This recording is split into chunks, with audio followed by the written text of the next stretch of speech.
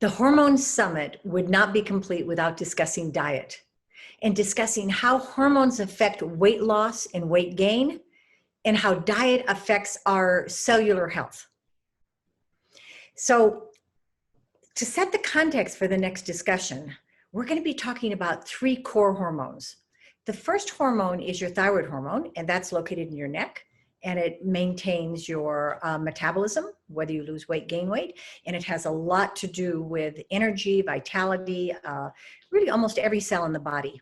The second hormone that we're going to be speaking about in relationship to nutrition and diet is our adrenal glands. Now, the adrenal glands are 2 little glands that sit on top of the kidneys, and they are very important for our health.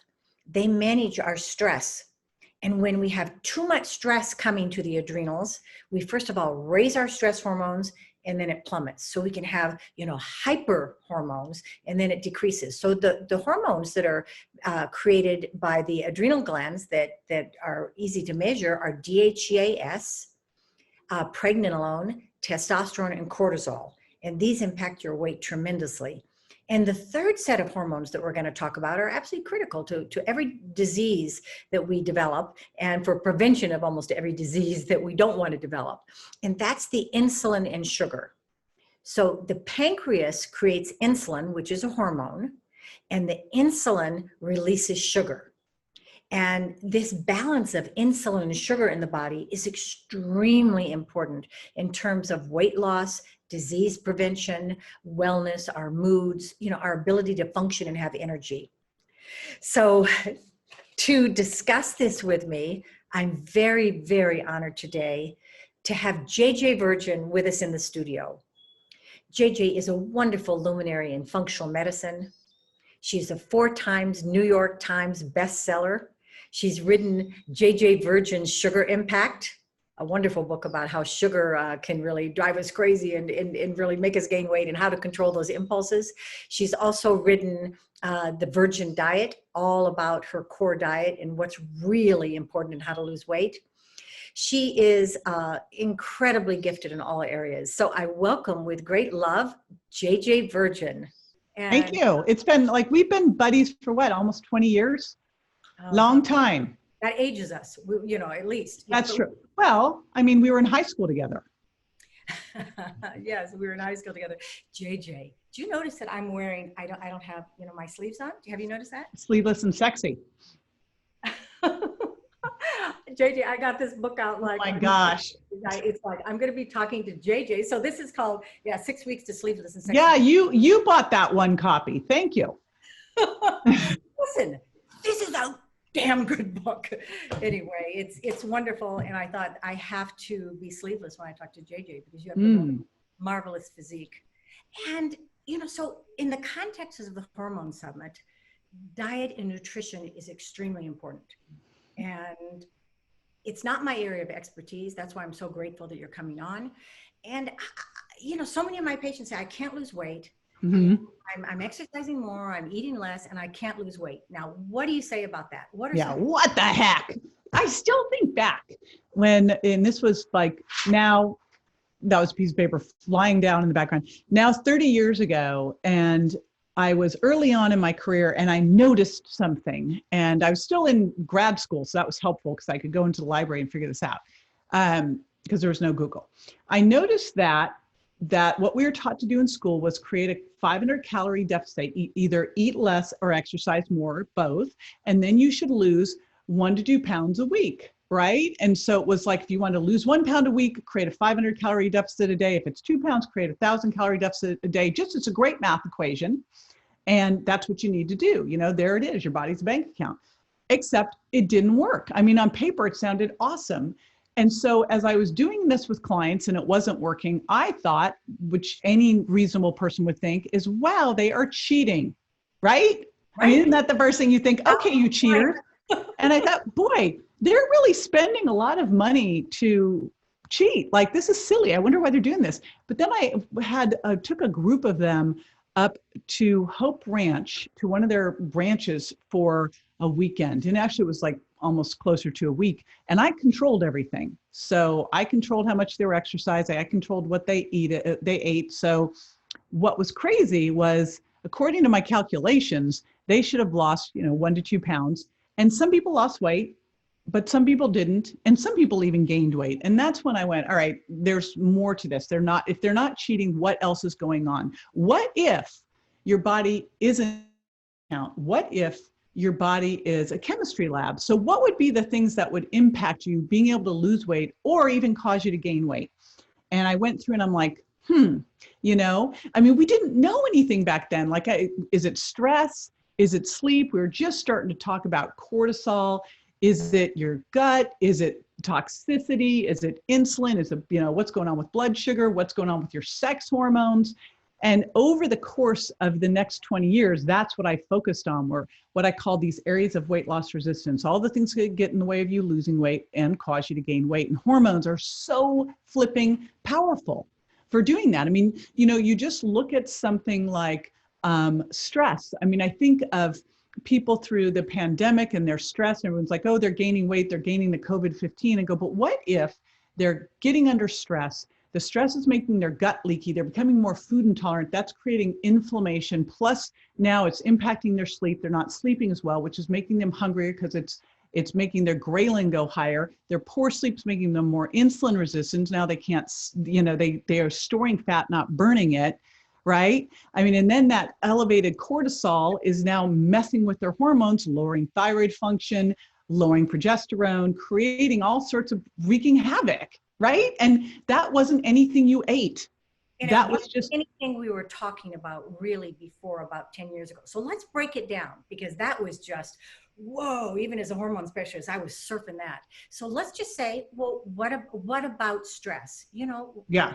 Well, pregnenolone, DHEA. What happens when we're under stress that causes us to gain weight? And why do we need to manage our stress? I mean, this is why we need to manage. I know, it's crazy. And, when you look at stress makes you age faster. Stress makes you lose your sex drive. Stress makes you gain weight. Those are all because of hormones. And I remember thinking, as the pandemic started to hit, I immediately gained 5 pounds. Now, didn't change my diet. I am very careful with what I eat. I eat the same all the time, do some intermittent fasting. Didn't change any of that. Didn't change what I was doing working out. If anything, I was working out a little bit more. Boom. So what happens there? So stress does a variety of things. Number one thing that it does is it's going to start elevating your blood sugar. And it makes you catabolic. It starts breaking down muscle. It's elevating your blood sugar by breaking down muscle. Well, if you're losing muscle, your metabolism is going to be slower. One of the simplest ways for you to start to boost your metabolism is build more muscle. Also, as that stress goes up, we know that it also impacts your thyroid's ability to convert from T4 to T3. I went and had a thyroid exam, and sure enough, my TSH had jumped up 2 points. I got hypothyroid. I changed nothing, right? Next thing that's going to happen is it makes your gut leakier. So you'll start to develop food intolerance, what I wrote the Virgin Diet about. And I became food intolerant to 2 things I'm never food intolerant about. And sadly enough, one of them was chocolate. Like, you can imagine how upsetting this is. So it can make your gut leakier, and that's going to make you more inflamed. When you're breaking down that muscle and breaking down blood sugar and becoming more blood sugar unstable, that's also impacting your insulin. Now, if insulin's up, of course, we know that that's basically locking the doors to the fat cells, so you can't burn stored fat for fuel. It's also impacting serotonin. And so what happens when it lowers serotonin is a couple things. Number one, it's going to make you crave sugar, because that's a quick way to give your brain that hit of serotonin. It's also going to impact your sleep and your ability to make melatonin, which is so key critical for your immune system and for anti-aging. And then if you're not sleeping well, you're now more insulin resistant the next day. You're hungrier the next day. And I always say you're not hungry for salmon and Brussels sprouts. No, you're hungry for carbs. And then, of course, you don't have that energy to work out like you should have. So you look at it and go on down the line of the things that it hits, besides also impacting progesterone and potentially creating that issue with and lowering testosterone and potentially creating an estrogen dominant situation. So stress, there it is. Stress is a disaster in the body. It's responsible for probably, as an underlying root core cause, you think of dementia for sure, heart disease, you think of inflammatory arthritis, you think of cancer. Yeah. I just have a dear friend whose husband they were America's cutest couple. I mean, they were just like the most amazing, both doctors. He was, I think, Pakistani. She was Indian. They were the most beautiful, exotic, gorgeous couple, successful, great kids. He gets ALS. Oh no. I'm like devastated, sharp decline. She is doing everything trying to find answers. She gets breast cancer. Yeah, so stress. Right. I mean, you hear this so often. Oh Yeah, my gosh. one person dies and a couple, the other person within 2 years has a very. Yeah. So you hear this, you go, okay, so this is great because this is like a ridiculously stressful time. We've got this financial instability. We've got all sorts of issues with, racial unrest and wondering what we can do to be part of the solution. We've got the pandemic, and I mean, just like unknown after unknown after unknown. And so quite often the situation with stress, it's like, well, we can't get rid of those things. So what we have to do is help our body be able to handle these higher levels of stress better. In fact, if you look at the people who are really successful out there in the world, and when I gauge success, I'm like, what's the impact you're making? Are you living your life on, your terms? Are you making a dent in the universe, leaving your legacy and living it as well, and being around the people you love? And you look at that, and it's not that these people aren't under stress. In fact, what they've learned how to do is become more resilient, to be able to tolerate higher and higher and higher levels of stress. And when you came to visit me, gosh, within the first 24 hours, when my 16-year-old was the victim of a hit and run and left for dead in the street, you came to visit me when he was in a coma, had just survived his airlift and first surgery. They told us he would never survive one of multiple surgeries, from torn aorta to, pseudoaneurysms, 13 fractures on down. And I remember standing there that first night going, man, I cannot get sick and pull off what I need to pull off here to help my son get 110%. And what do I need to do? And the first thing that I better do is get a rein on this stress, because I felt all the heartburn and this And so the good news is that there is a lot that you can do to deal with this. My concern is that because we don't readily quantify stress, to really look at it, I think the best way is to do an adrenal salivary index, where you spit throughout the day and you track your cortisol rhythm. But yeah, I mean, it's not like people do this very often. It would be great if there was to do the test. It takes no time. You just spit. It's the fourth. Yes. But what would be great is if you could have a watch or an Oura ring that would say, hey, you're stressed, and you would say, that, AJ. They now do they have it? Because this is what we need, so that people have. Yeah. Awesome. Because we need to be able to quantify, right? And you need to know, okay, stop. It's time to do whatever it is that helps you manage stress. Is it doing high intensity interval training? Is it doing some tapping? Is it doing meditation? Is it hanging out with your dog? Whatever the heck it is, find your bliss. That's going to help you get control of this, because one thing we know for sure is that we are going to be dealing with stress, and you've got to learn how to be a victor over it, not a victim. Yeah. And sleep is very important. And certainly when we don't sleep, we gain weight. I mean, that's one of probably the least expensive ways to lose weight. Right. I mean, that is, I have a guy I've been helping lately who is a very well-known, like one of the top speakers in the world. And he says, oh, I sleep 5 hours a night. And I'm like, that's not going to work. And, and he convinced himself that that's what he needed. And the first thing we did was I was like, just start sleeping 8 to 9 hours a night. He got an Oura ring. He started tracking. He's lost 10 pounds. He's like, oh my gosh, I have so much energy. I'm like, right.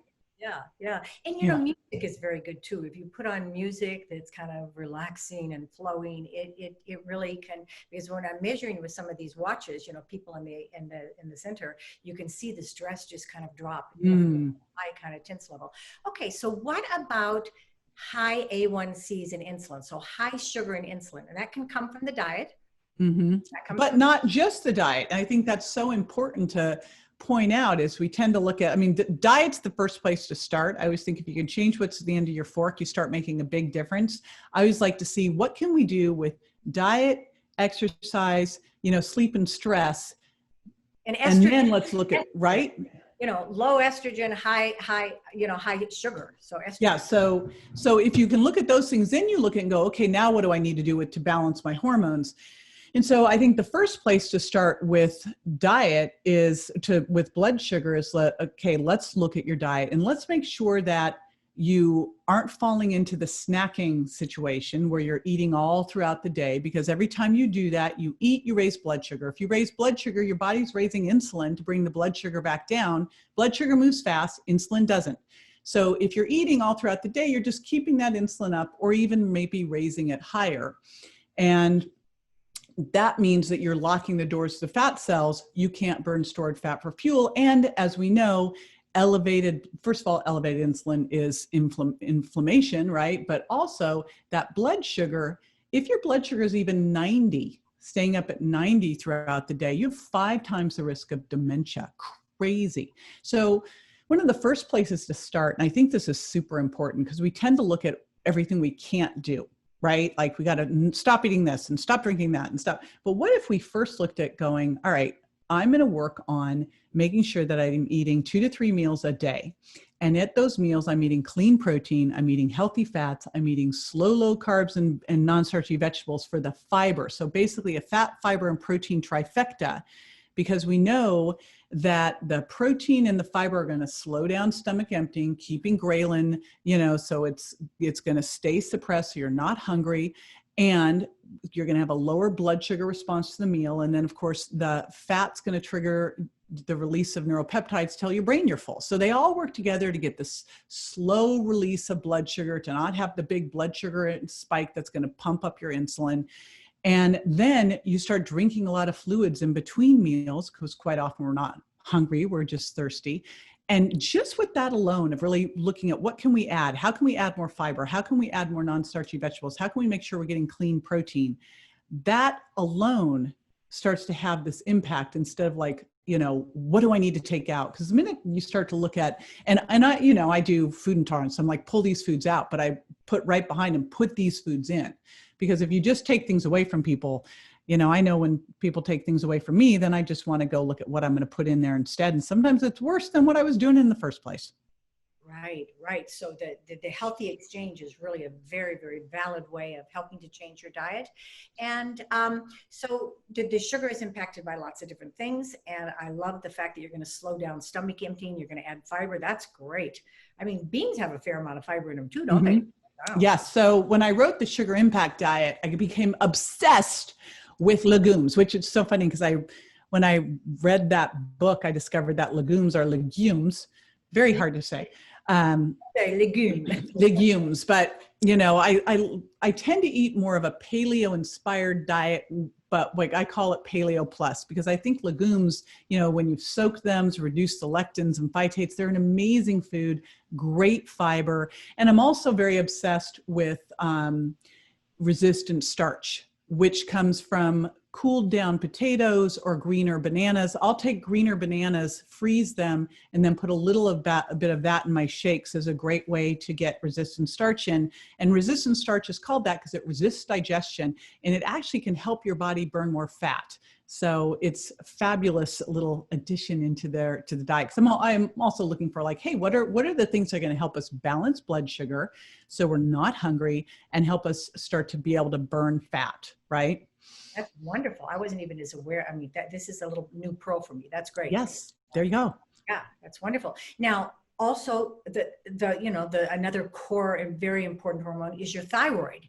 So, we can eat for thyroid health. We can destroy thyroid health with food. Do you have any ideas on that? Because, if your thyroid is low, we call it hypothyroidism, then you're going to gain weight. I mean, you're just going to gain weight, and the thyroid gland is right here and it controls our metabolism. So what are your thoughts on that? It'll help. Yeah, it's such a big one. I really kind of shout out to my buddy, Dr. Alan Christensen, known as Dr. C, who's been helping me with my own thyroid issues. Now, most of thyroid issues, as we know, are autoimmune. So with that, where you really want to look at, like, what are some of the biggest triggers for autoimmune disease? And big triggers, sadly enough, are gluten, dairy, and eggs. So, that's where I would look at, depending, watch your thyroid and also watch your antibodies. And, depending on how they're responding, you might have to go follow, say, a whole full-blown autoimmune protocol diet. I find that I just have to deal with the gluten, dairy, soy, and eggs, and I'm fine. And then also watching, of course, iodine, and not taking a bunch of supplementary iodine, because that can create problems as well. I think the bigger things too to watch with thyroid is, of course, anything related to autoimmune, watching your iron levels, eating iron-rich foods and also vitamin C with that to help absorb the iron. And then also, of course, watching your stress, because gosh, my thyroid went south when I got hit with a ton of stress. And, then it started, as I started to heal all that stress, and also got things out that were provoking an autoimmune response, it got better. And then, of course, just as this pandemic hit, it got a little worse. So we just need to be really aware, because here's the thing, all of these things, but it doesn't mean that you're immune to them. You just need to be able to go, hey, our body isn't static. It's not fixed. We're going to be going through these things. And once you know how to recognize, oh boy, I'm under a lot of stress, this is going to happen, what do I need to do? Then you have those tools in your toolbox to help you be able to balance your hormones yourself. And then when you do go to your doctor, you can say, here's the stuff going on, and they'll know what to do, right? And they won't be trying to balance your hormones in a vacuum. Yeah. So that's very important, because really all the hormones are breaking down into more active hormones, and you want to make sure that they break down in the correct way. And for example, stress, as you said before, stops the T4, thyroid 4, from converting into the very active T3. And with T3, there's an active form and an inactive form. So stress breaks it down into the inactive form. I mean, we're really very delicate organisms, completely interconnected. And, people can eat some Brazil nuts. There's quite a bit of yes. Right? I've been doing Brazil nuts 3 to 4 a day. And what's so interesting? So as all the stuff was coming out, I was watching all of this back in January, as we were just starting to hear the little whisperings of it, because I knew I was going to Israel, which I was telling you about earlier. And I was going to Hawaii, then I was going to LA, then I was going to San Francisco, then I was going to Israel, then I was going back to Hawaii, then I was going back to LA. Like I had in Germany, I had all this crazy travel. And I was like, all right, I need to make sure that, and it wasn't really like out yet that COVID was on its way here, but I thought, I'm going to be in all these crazy places, and who wants to get sick when you're on these trips? So I decided to bump up my immune system a little bit more, just like when I did when my son was in the hospital and I knew I could not afford to get sick, because you can't go in the ICU if you got a sniffle. And so one of the first things I did was making sure I was getting Brazil nuts in. I mean, here's such a great thing. Like, you look at what's so important for your thyroid and also for your immune system is making sure you get that selenium in. So Brazil nuts are just the easiest way to do it. Like, love them. And hey, I love supplements, but if we can get it from food easily, get it from food first, and then you add supplements. Like magnesium's kind of a tougher one. I think we need to supplement with magnesium, and it's really important for your immune system. And ditto, fish oil, unless you're able to, eat fish every single day and it's clean and it's cold water and it's wild. But I think most people would benefit from 2 grams of fish oil. Same with vitamin D and D3 with K1 and 2. Most people are not getting what they need from the sun. Genetically, they may not be making it. If they're darker skin, they're going to have more tendencies to be deficient in it, which is why I think we're seeing that with what's going on right now with the pandemic. So, you look at what you can get from food. We know that one of the worst things you can do for your immune system is eat sugar. It's just one of the worst things you can do is eat sugar. If you want to age faster and drop your immune system and gain belly fat, eat sugar. It's just not, Do you remember when Dr. Perricone came out with the, I think it was the wrinkle cure? It was, maybe you didn't catch that, but it was just no, I did. Oh my God, sugar cross-links the collagens, and that's why we get wrinkles, and part of the reason why. Yeah, it's like the best way to look at that is look at the crust on bread. That's what sugar's doing. Do you want to look like that? I haven't seen bread in quite a long time, frankly. Remember that stuff? Well, right now my bonus daughter's here and she's been baking sourdough. It was like her pandemic, the quarantine thing. She's been baking sourdough. I can't eat it. But so I've been looking at this crust, which, boy, what a test of willpower, because that's like one of my favorite things on the planet. But I like my thyroid better than that. So there you go. Go ahead. I mean, I was gonna say that brings up a really important point, and this is what I think is really important to get, because it can really be empowering. Is so I was raised in Berkeley, and I love San Francisco sourdough, like most favorite thing. However, I've connected the dots, and I know that that can hurt my thyroid and my gut. And so when you are able to connect the dots between what you're eating and how you feel and what you weigh, it's a different conversation. It's not like, oh, I'm just going to have some. When you know that, like, you're going to be more tired, you're going to gain some weight, your hair is going to thin, you're like, not really worth it, right? And I think we really need to do this. I feel like we've detached ourselves from connecting the dots between what we eat and how we feel, and really understanding that food is information, right? And you want to make sure the food you're eating is giving you energy, de-aging you, balancing your blood sugar, not like taking you down. Yeah. Let's kind of talk, because this is a little bit in a similar vein. Let's talk about how our thoughts can influence and be important in terms of weight loss and staying on track with what we want to do. Because so many of my clients say, well, I can't lose 10 pounds. And, it's there for like 10 years that they can't lose 10 pounds. And, I'm just down on myself, and I know that I know what to do. They don't know exactly what to do. Not You're really going into this a lot more, but and I'm just weak. I mean, how does that affect us? How does our thoughts and our self-image and our the self-talk that we do to ourselves empower or disempower us, make us gain weight, make us fall off the wagon? You're really good with this aspect, I know. And it's so interesting. I didn't realize until I wrote that book, Warrior Mom, where all that came from. Turns out when I was 30, I forgot about this. I had a mentor who trained me in mindset. And it's just something I put into all of my programs. And interesting fact, when I was on Dr. Phil for 2 years, he said to me, JJ, I know, I can tell you, because we were doing the weight loss challenges, who's going to be successful and who's not. And I'm like, well, okay, I'd love to know this. And he goes, you'll hear it in their languaging. If they believe they can be successful, they will. And what I learned early on with that mentor is that thoughts create. Everything is really created twice. It's first created in your mind, right? And then it's created in the world. And so if you're saying, oh, yeah, I can't lose those 10 pounds, those last 10 pounds, you won't lose those 10 pounds. If you see yourself having lost those 10 pounds or more and in your best health, entirely different. But if you cannot see yourself there, if you don't believe that you can do it, you will not see it. When my son was hit, and you were there that first night, and the doctors were telling me to let him die, and that he'd never make it, and he'd never walk, and he'd never talk, and he'd never wake up. And I started in my mind, I said, my son will be 110%. And I would not entertain anything else. And when little images of anything else came in, I was like, no. cancel, which is what Kay taught me to do way back when. And I'd replace it with that vision. And I just was so clear. And I told everyone, Grant is going to be 110%. And they all thought I was crazy, right?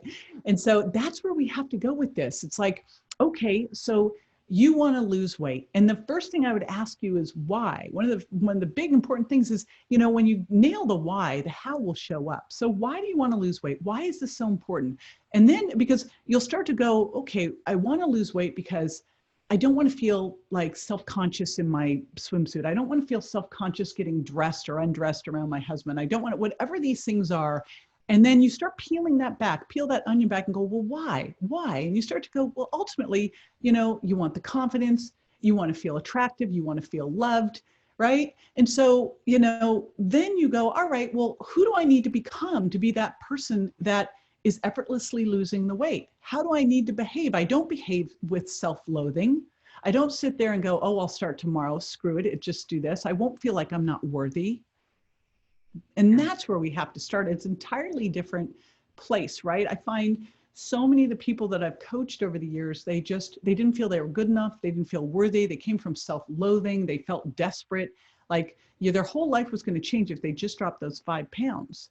When if they came first from a point of like, I've got value, I'm important, I matter, I love myself, I'm worth it, they start treating themselves differently, and then they lose the 5 pounds. That's right. And I think that a lot of that has to do with trauma that we have in early life, being raised by parents who weren't aware of how important it is to support their children. Mhm. And, you know, I mean, just really terrible tragedies happen. And that sets our mind. It's called the shadow. It's our shadow. And when it comes Yes. up, we can feel a certain reactivity about it. For I have a example, crazy story about that one. oh, Tell me your example and then I'll. no, I got to hear it because it's just like, you know, I'll see my shadow sometimes where I'm preparing a beautiful meal. It's like, you don't deserve that. You know, you don't deserve that. And then I'll sort of serve everybody else and and you know, I'm working on that. I mean, I think we work on this our whole life, but to do something like that and to undervalue us or to treat us like,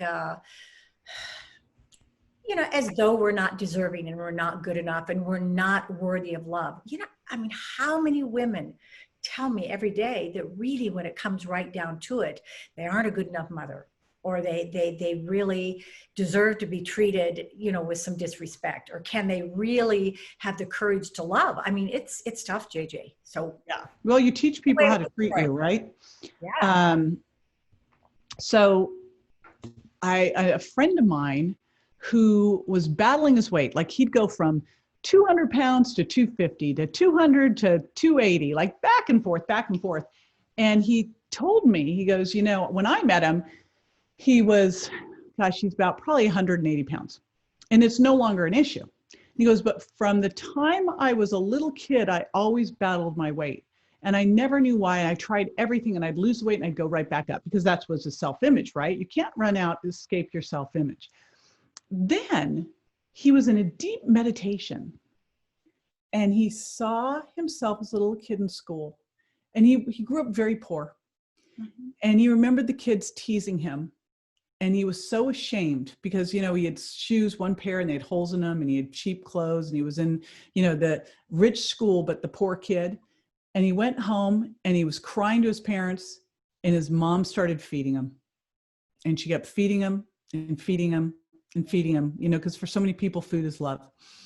And that's how he learned how to, you know, drown his feelings, nurture himself. And until that came up again and he recognized it and made peace with it, and then weight loss was effortless. But up until then was one big battle. And so often, you know, Janine Ross got great work around this. She wrote the book When Food is Love. Oh. And right, I mean, she's just amazing. But, you know, I think we have to look at these things and go, if what we're doing isn't working, is it just that we're following the wrong set of rules? What piece of the puzzle isn't working for us? Because just because a diet's working for your best friend doesn't mean that that's the right thing for you. Or maybe you've got some emotional issues you need to address, or just a belief that's a self-limiting belief that's coming in. And one of the first things I've always started with people is to get to that why, and then get so clear on the outcome you're looking for and get that picture. And then every day write it in a journal. I remember Dr. David Bressler told me I have a 100% success rate when patients do this. And I go, what is it? And he said, they just have to get a picture of their face on the body they want to have. And look at it every day. JJ, what is your why in terms of having taken care of your body, you know, being absolutely beautiful? What is your why for this? Eating right? I actually have a way bigger why than that. Oh yeah, I was wondering what is the why behind that? Just being healthy. I've always, that has never been like my struggle in life, of like being healthy and taking care of myself. That hasn't been the biggest issue of some of the things like imposter syndrome. Like we all have our issues we struggle with. No one's immune. What's the big why for your life? What is the big one? So one of the big drivers for me, and it was funny, early on, what I started to see as I was working as a personal trainer and a nutrition expert in these families is that one person would start to get healthier and everybody did. And it was awesome. And I realized that, you know, people want to do better. They just need to know what to do. And I thought I got to get this information out. But back then, like there was no internet or any of that stuff. And so I'm like, how do I help a million people? Now I believe that you just need to ask the right questions. You know, if you ask the right questions, the answers will show up. So I kept saying, how do I help a million people get healthy? And the next thing I know, I am a regular on Dr. Phil's weight loss challenges. I mean, crazy. For 2 years, 13 million people viewed the show every day. So there you go. I was like going, okay, well, I helped 1 million people. How do I expand that? Because like, if you look at what's going on in the world right now, the crisis, we look at all these things now, obviously the obvious crisis right now is the pandemic, but the real crisis behind the pandemic is the crisis that we have with, poor food, health inequality, all of the issues with obesity and insulin resistance. You look at who's getting sicker, what's going on with their insulin resistance, their health issues. That's the real pandemic behind the pandemic. And that's the one that I think is, that's my driver at this point, is how do you help 1 billion people? How do you help 1 billion people? It's not through me. It's through, it's through helping other healthcare practitioners help them get their message out. That's how you do it. So that's what I've been really working on behind the scenes for the last really 10 years, is how do I help more of us get the message out? That's why I love these summits, because, now we can get so much information out so that people can take action, like really actionable stuff. And you are doing wonderful mastermind summits with doctors and nutritionists of all races, all creeds, all nationalities worldwide. And I'm so impressed by that, JJ. It must feel really wonderful to be a teacher to teachers. We're making a dent, and the teachers teach me. Like, I think the best way, when I was in high school, I was a tap dancer. And my teacher said, okay, I've taught you everything. Now you got to teach. Then you'll really learn. And that mentor said, always remember your beginnings. I think the best way that you can really learn is to teach. And especially when you teach younger kids or people new starting out in the field, because then you have to know that you really know how to explain something. So to me, that's an honor, and I'm learning more every day. So every day, in my gynecology residency at USC, it was, watch one, do one, and then teach one. I know that's scary, but it was like, I know, isn't it? Let's multiply that by maybe 20 or something. So I have a couple of fast fire questions. The keto diet. Fat is good, but how much fat? We're going to fast fire. Fast fire. It's like, oh my gosh, it depends. The keto diet. So I think the keto diet really depends. I love my girlfriend, Dr. Anna Kabecka, who wrote Keto 16 and does it for menopause balancing. But honestly, it's got to depend. It depends on your genetics. What if you're an ApoE44? So, and it also depends on your adrenals. I'm not a big fan of keto or intermittent fasting when someone's got adrenal issues, but if that's all going well, you just have to play around with it to see how much fat you can do to get into ketosis. It's different for everybody. I have to go super low in order to get into ketosis, super low carb and much higher fat. I also think that we need to really kind of play around with, where do we feel best, right? And I know you said this is rapid fire, but do you feel best higher fat, lower carb? Like, tune into that, because food's information is different for everybody. Yeah, great. What about bloat? I would say that 70% of women say their biggest problem is bloat. And is it, I know bloat from the point of view of hormones, but not necessarily from the point of view of how diet and food allergies. What do you think it is? Well, I think it could be so many different things. Could it be small intestinal bacterial overgrowth, or a fungal, a yeast infection? Could that be going on? Could you be having inflammation due to food intolerance? Could you have, poor enzymes due to stress and aging, so you're not digesting your food well? Or is it something going on with estrogen and cortisol? It could be all of these, which is why I think if we can come in, we kind of need to do a reset. So one of the things I like to do with people is take them through and find their hidden food intolerances first, so we can really see what their new normal is and make sure that the food's not creating any of the issues for them, and then really work on getting their blood sugar balanced. Right? So then we can start to look, all right, did that fix your bloat? Do you find that if you're doing more and more probiotics, you're getting worse? Do we need to start to look and see if we've got any kind of, intestinal overgrowth, or start to do a stool analysis? So it's just kind of digging through, which is why it's so important to work with a functional medicine doctor, my gosh, who knows how to look at all of these things that even 10 years ago, you remember, like, people didn't think they were real. They didn't think they were real. I just want to say this. that JJ is a huge functional medicine inspiration to the world. I mean, your summits and everything you're doing with the doctors is absolutely incredible. So I want to go back and forth. I'm going to say one sum up of this little talk that we've had, which by the way is an extremely powerful talk. I would say balance your hormones to lose weight. That includes thyroid, adrenals, sugar. What's your takeaway? Just one takeaway. We'll go back and forth. We can think one takeaway is that your body's not a bank account, it's a chemistry lab, and hormones are powerful information. Okay, that's great. And I would say your emotions really count. Your physiology is not separate from your thoughts, and your emotions is not separate from consciousness and, you know, the spiritual aspects of us. So really, we're all one. You know, this is one beautiful organism. Pay attention to everything. Mm-hmm. Yes, pay attention to all that stuff and really get to whatever you're going to do. Remember, you have to see it in your mind's eye first. So it's like you'll see it when you believe it. You got to start first with the belief.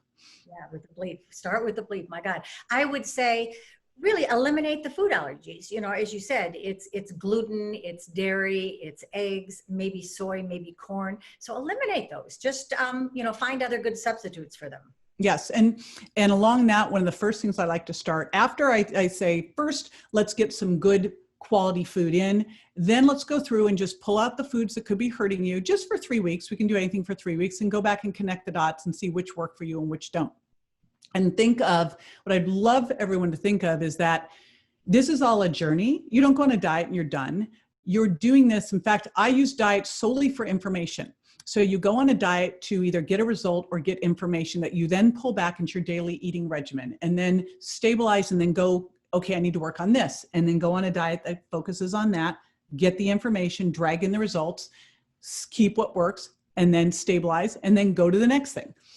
Yeah, that's wonderful, JJ. Listen, we're concluding now, and I really want people to know how to get you online. So we're going to be listing this, but you're jjvirgin.com. Is that right? Yep. Easy. Right. You have wonderful resources. You have great social media, and you've reached out to so many different, you know, really millions of people with that. So I'm very, very impressed. You have lots of products. Your books are wonderful, JJ. Your sugar book, your, you know, the JJ Diet book. I mean, these are wonderful, and people can get them on Amazon. Yep. Good. Thank you. And I think it's a phenomenal information you're given. Absolutely phenomenal. You know, this body is ready and waiting for health and joy and vibrancy and sexiness and diet. Everything you've talked about is going to add to that. Well, I've learned a ton from you over all of the years we've known each other. You've been a pioneer in the field and such a huge voice for everybody. Oh, well, JJ, here's looking at you really from our hearts, to yours. Thank you.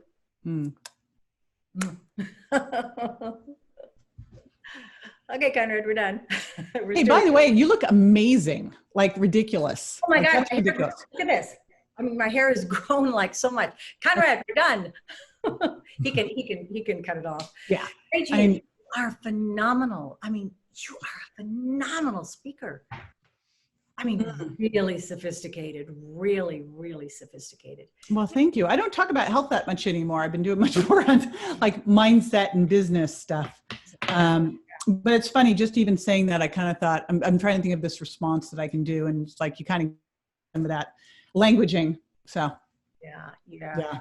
I know you're jumping on to your next meeting. Let's talk again. Let's just have a little talk. Okay. Yes. It's so good connecting with you. Oh, lovely. Thank you, darling.